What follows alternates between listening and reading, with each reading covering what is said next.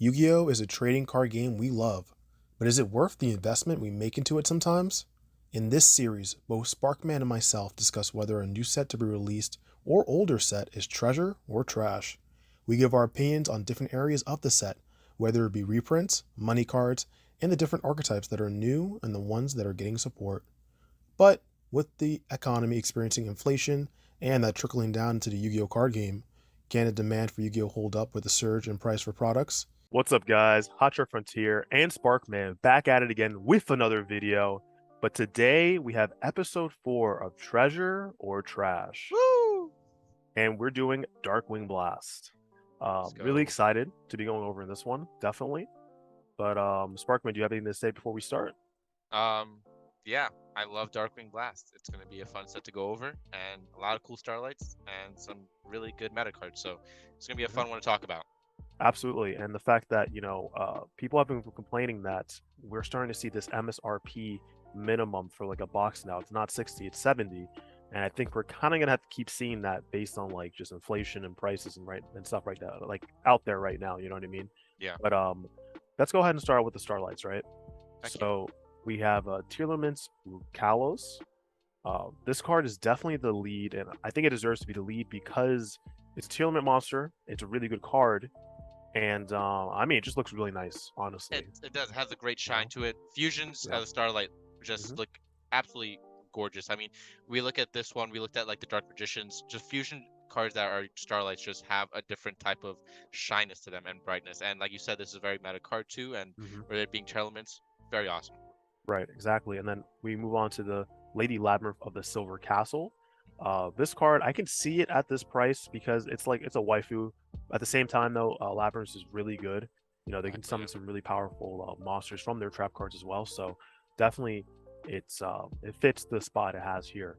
But Totally agree. moving on to the Blazing Cartesia, this one's a little iffy because Despia, they most likely run this at like a one.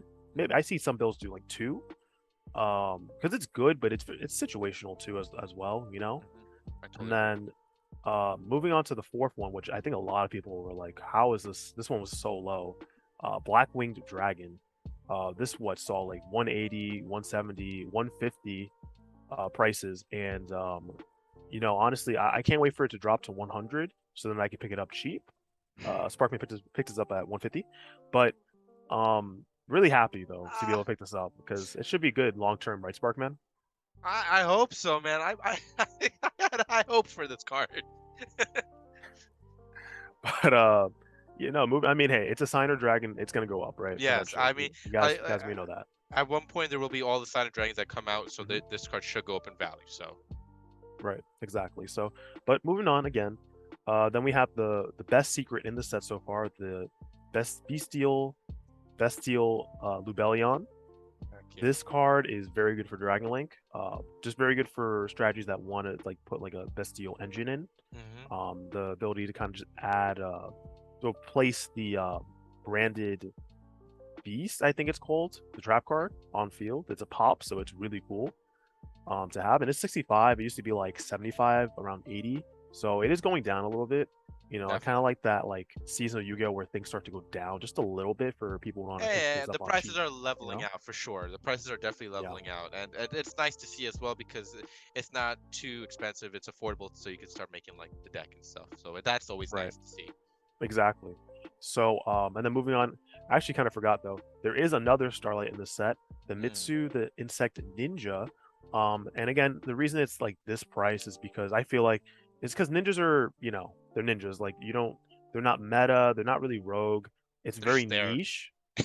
Yeah, exactly. They're just there, Yeah. and I feel like certain people would enjoy this, but like if you pulled this Starlight out of instead of all the rest of the Starlights, you're kind of like, well, okay. Yeah. But moving on, we have Casteria Fenrir. I was able to pull this actually in a recent YouTuber battle, but Ah, this card is definitely the.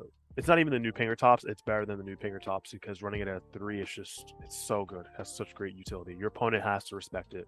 I And respect it.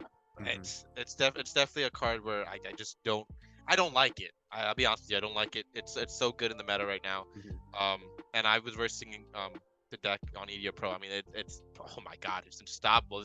This card's Yeah. amazing. Yeah, So- and again, you verse the deck of it. Like that's the whole deck. I'm just talking about like, this card. So the Yeah. whole deck, I can't even imagine what that will all do, right? Yeah, exactly.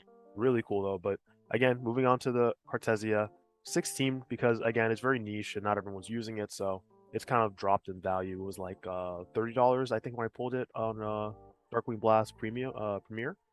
But one of the two cards I really want to talk about is the Magnamut, which is also known as like Mutt, people just say.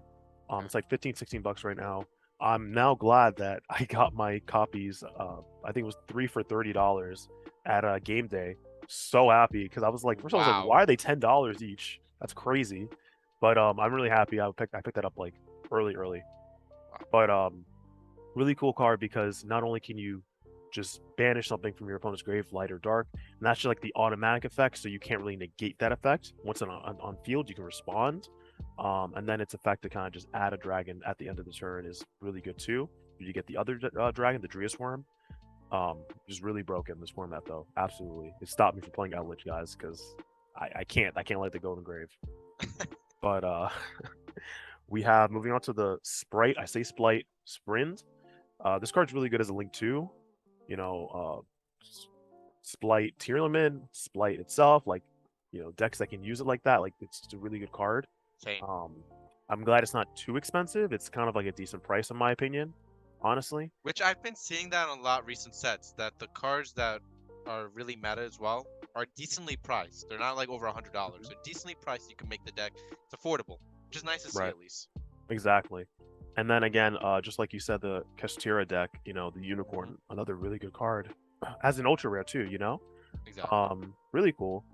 And then we move on, the Muckraker. So this card, if you see any card from a main core set nowadays that's an ultra rare that also has a secret, it's gonna do well only because there's no way else to get it again other than that premiere event. So it's gonna hold its price even if it's not the best card. Again, we see the Muckraker here for like $5 because it's kind of like an card right now. It's not the card you really want to pull as a secret. But Rukalos, again, the secret rare looks amazing. $10, decent price for that card, right? And then Lady Labyrinth, I must have pulled like 2 of these. Again, really good card for Labyrinths. I versed the new support, so like the deck is really good. And Spellbound, which I haven't really seen too much on. This card. I like this card. It's good. It is good. I want to say. And it's very cheap because it was like $46 pre-sale. Like, it's gone down, but it's probably because the listings. This is a great card. Like, if you think about it, like you got card in the field that you want to start going into your Lincoln fusion summon and stuff. This card just literally stops you in your track. Yeah. No, it's absolutely broken in the right setting. Yeah. And then we have the Drius Worm. So the only difference between, if you guys don't know what the Bastille cards do, the only difference between the Drius Worm and the Magna Hood is that instead of the add 1 dragon when it's on field effect from your deck to grave to the end of phase, this one, when it's sent to the graveyard, you can send an opponent's monster to the graveyard. So if you combine this with like IP Masquerena on your opponent's turn, it's pretty good. You get a lot of value off of just like really 2 cards, right? Yeah. And then this World Sea Dragon Zelantis, I need to pick myself up a copy because it's actually really good. You can banish everything on the field, monsters, and then you kind of like reposition them. So your opponent had it a certain way where they needed it for their strategy. You can definitely shuffle that up. It's very useful. I think underrated too.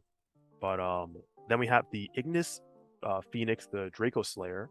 Again, like Draco Slayers are really broken if you guys really look at the deck. I don't want to go too much into it, but just know that these are very undervalued. And then we already talked about Muckraker, but going on to Destructive Daruma Karma Cannon. This card was very hyped in the beginning. I think it should still be hyped. The fact that you can basically just turn any monster face down, obviously not link monsters, and even if a monster says unaffected by other card effects, this card actually bypasses that effect. That's crazy. Yeah, puts everything face down. That's insane. I'm not reading it. Absolutely crazy. Wow. It's pretty crazy, guys. It's pretty nuts. But then we have second to last card. We have the Sutri the Phantom Glimmer, one of the really good cards for Blackwings with the new support out of this set. Like, again, I don't want to talk too much about it, but guys, it's really good. It is a really good card, and $1 or $2, because not everyone's like trying to buy the set to play Blackwings, but Really good support card, absolutely. And then again, we have the Majesty, Pegasus, the Draco Slayer. Really, another really broken card. This one's actually better than the Ignis Phoenix, but yeah, guys, when you look into that, like you'll see why. But yeah, I mean, we've at least like reviewed the top page of this set, and there are some really good cards on the second page. But honestly, the main core of what we're trying to do today is like just it's from this first page. So Yeah. from just based off of this, Sparkman, what kind of rating would you give from 1 being lowest to 10 being highest? You know what? Long-term value, I do see like the Starlights, like Blackwing Dragon stuff going up, but I do see some of these cards being relevant, especially if we get out of this tier 0 format down the road. I do think that I could, I'll give it an 8.5. I'll give it 8.5. 8.5. And I really do thoroughly like this set. I think it has a lot of right cards.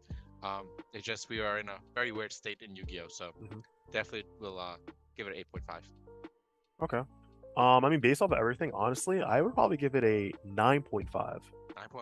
9.5 because I think a perfect set would be because this set is really good and it's trying to be better than Power of the Elements. Yeah.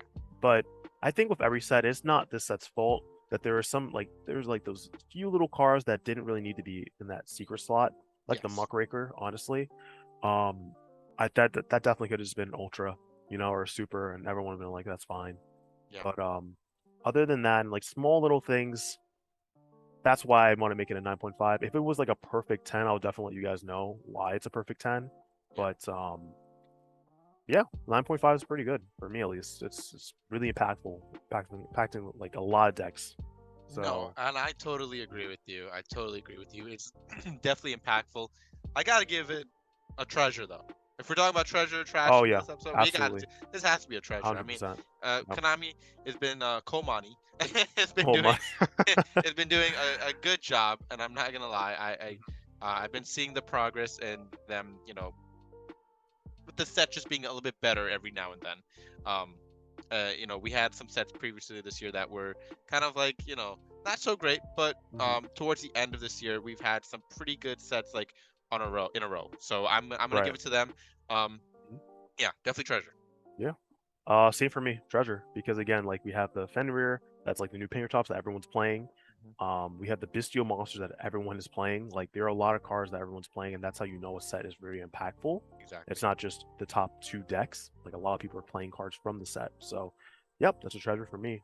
But guys, I think that's it for this video, right? That's it for episode 4. Yeah. Yeah. Successful.